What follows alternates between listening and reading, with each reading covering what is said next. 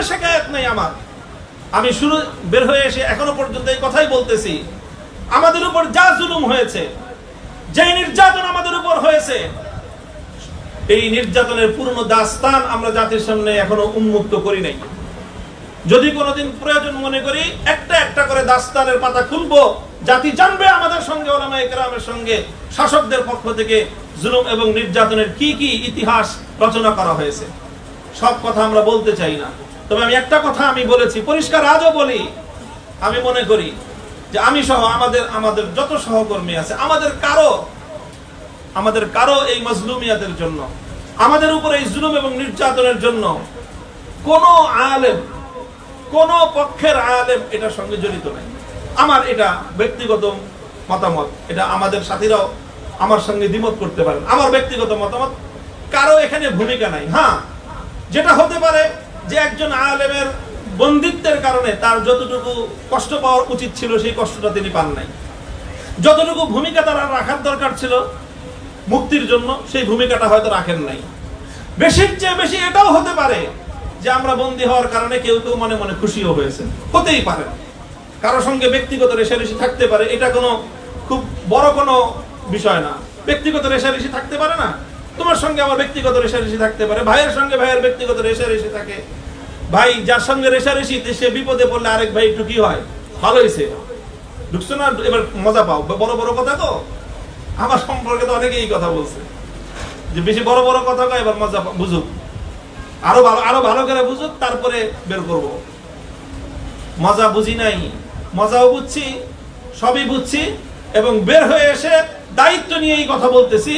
আগে যা বলেছি সঠিক বলেছি, আগামী দিনেও যা বলবো ইনশাআল্লাহ সেই ধারাই বলবো কথা।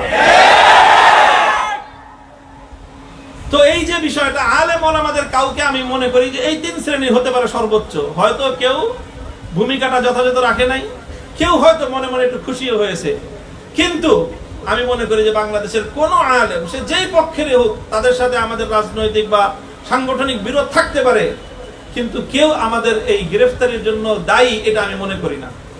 কারণ কোন আলেমের কাছে এমন ক্ষমতাই নাই, শক্তিই নাই যে তারা আমাদেরকে গ্রেফতার করবে, বা একজন আলেম আরেকজন আলেমকে গ্রেফতার করবে, এই ক্ষমতা বাংলাদেশে কোন আলেমের আছে?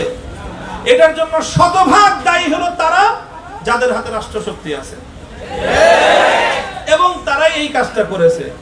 তারা এই কাজটা করে কি, যে তারা আমাদের উপর জুলুম করলো, আবার আমাদেরকে এসে বলে, আরে হুজুর, আপনাদের উপর জুলুম করছে তো ওই যে অমুক হুজুরের কারণে, আপনাকে অ্যারেস্ট করা হয়েছে অমুক হুজুরের কারণে, ও অমুক হুজুরের কারণে তুমি আমার অ্যারেস্ট করলা, আর এত এত হুজুর যে আমাদের মুক্তি চাইলো তখন তো মুক্তি দিতে পারলা না। এইগুলো হলো আরেকটা ভণ্ডামি এবং ভাওতাবাজি। আমাদের আলেম ওলামাদের মধ্যে পারস্পরিক দ্বন্দ্ব এবং সংঘাতটাকে বৃদ্ধি করার একটা পায়তারা। এই জন্য আমি পরিষ্কার আমার ব্যক্তিগত জায়গা থেকে আমি বলে দিচ্ছি, আমি আমার এই গ্রেফতারির জন্য, আমার উপরে এই জুলুম নির্যাতনের জন্য বাংলাদেশের কোন আলেমকে, কোন ইসলামপন্থীকে ন্যূনতম আমি দায়ী মনে করি না। হ্যাঁ, কারো কারো ভূমিকা কম বেশি থাকতে পারে, সেজন্য অভিমান থাকতে পারে, অভিযোগ থাকতে পারে, কিন্তু এটার জন্য দায়ী মনে করি না কাউকে। কাজে এই যে কথাগুলোর মধ্যে আমরা পূর্ণ সতর্কতা অবলম্বন করতে হবে। তবে কথা এটা এই যে জুলুম এবং নির্যাতন হলো, আমরা হলাম ভিকটিম, আমরা মজলুম। অন্যান্য উলামায়ে কেরামের কাছ থেকে আমরা যে আচরণটা আশা করি সেটা হলো এই, যারা আমাদের উপর জুলুম করলো, যতক্ষণ পর্যন্ত তারা এই জুলুমের জন্য তারা অনুতপ্ত না হবে, ততক্ষণ পর্যন্ত আমাদের আলেম ওলামারাও তারা তাদের সঙ্গে সম্পর্কটা ওই মাত্রায় রাখবেন। বেশি মাখামাখি যদি তাদের সাথে করেন, দেখতে আমাদের কষ্ট লাগে, অনেক খারাপ লাগে।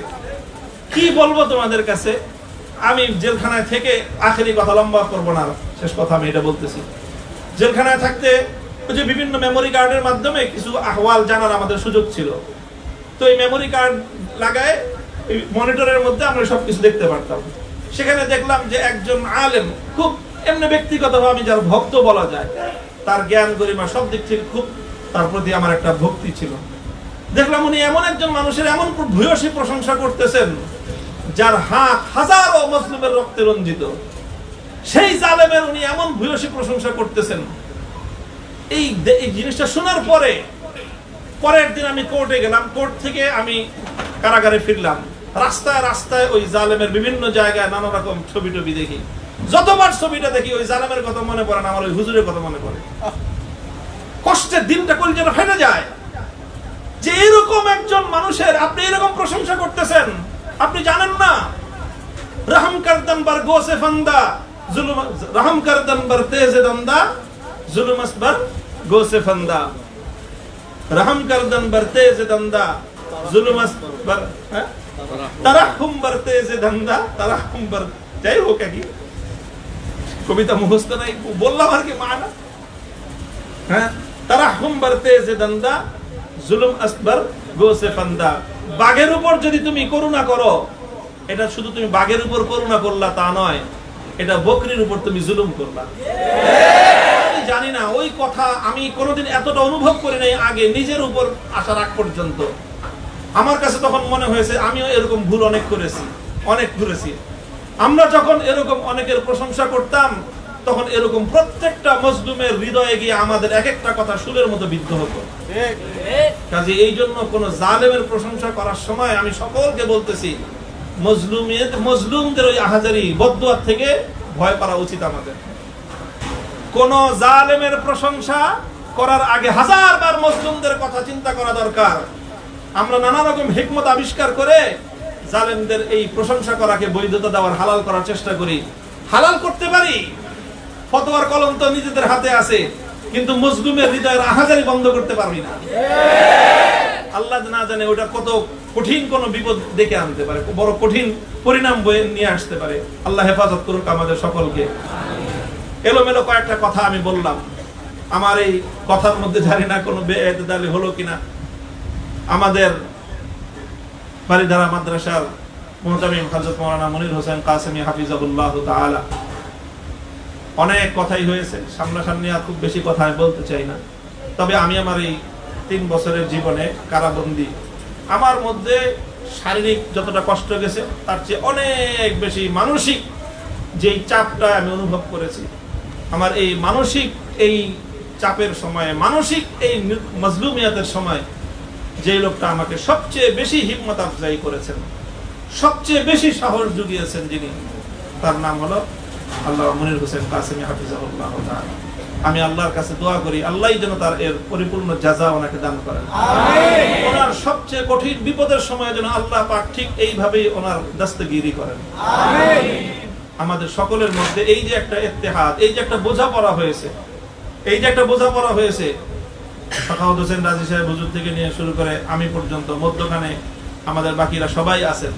মনির হোসেন কাসেমি সাহেব আছেন, হাবিবুল্লাহ মাহমুদ কাসেমি সাহেব আছেন, জুনায়েদ আল হাবিব সাহেব আছেন, মনজুর ইসলাম আফিন্দি সাহেব আছেন, আমাদের অন্যান্য উলামায়ে কেরাম আমরা যারা আছি, ইনশাআল্লাহ ইনশাআল্লাহ জুলুমের দিন চলে গেছে, জুলুমের দিন চলে গেছে, সামনের ইতিহাস ইনশাআল্লাহ ভিন্নভাবে রচিত হবে। ছাত্র ভাইদেরকে এটার জন্য খুব দায়িত্বশীল হতে হবে, খুব দায়িত্বশীল। আবেগী শুধু নয়, সিদ্ধান্ত নিয়ে রাখতে হবে নিজের জীবনে। আফিয়াতের জন্য আল্লাহর কাছে দোয়া করতে হবে যে আল্লাহ সহি সালামতে রাখো, দুর্বল মানুষ, বিপদ কঠিন দিও না। কিন্তু যদি আল্লাহ না করুন কারো জীবনে যদি বিপদ চলে আসে, তখন খুব ইস্তেকামতের সাথে থাকতে হবে। আলহামদুলিল্লাহ আমার অভিজ্ঞতা হলো এই, আল্লাহ পাক আমাদের জন্য পরীক্ষা খুব বেশি কঠিন করেন না। আমরা সামান্য একটু ইস্তেকামতের সাথে থাকতে পারলে আল্লাহর পক্ষ থেকে এমন গায়েবে নুসরত চলে আসে, যেটা আমাদের পূর্বের আমাদের বড়দের ওই পরিমাণ আল্লাহ সাহায্য পাইতে আরো অনেক লম্বা ত্যাগ আর কোরবানি দিতে হয়েছে। আমরা যেহেতু দুর্বল, আল্লাহ আমাদের সঙ্গে দুর্বলের মুআমালা করতেছেন।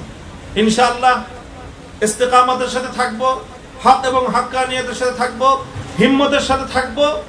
আর হলো মূল ওই উসুল মনে রাখতে হবে, আমরা হটকারিতার পথেও চলবো না। হ্যাঁ, খুব মুখস্থ রাখবা, চাটুকারিতা এটা কিন্তু এখন আমাদের নতুন ফিতনা। পুরা উলামায়ে বাংলাদেশকে চাটুকার জাতিতে পরিণত করার নানা রকম আয়োজন চলছে। এই ফিতনা, এই যে কারারুদ্ধ হওয়ার ফিতনা, মাইর খাওয়ার ফিতনা, জুলুম নির্যাতনের মুখে পড়ার ফিতনা, এগুলোর চেয়েও বড় ফিতনা হলো আমাদেরকে একটা চাটুকার জাতিতে পরিণত করার চেষ্টা করা হচ্ছে। এই জন্য যেখানে গেলে চাটুকারিতা করা লাগতে পারে বলে কারো আশঙ্কা হয়, তার ধারে কাছে কেউ যাবে না।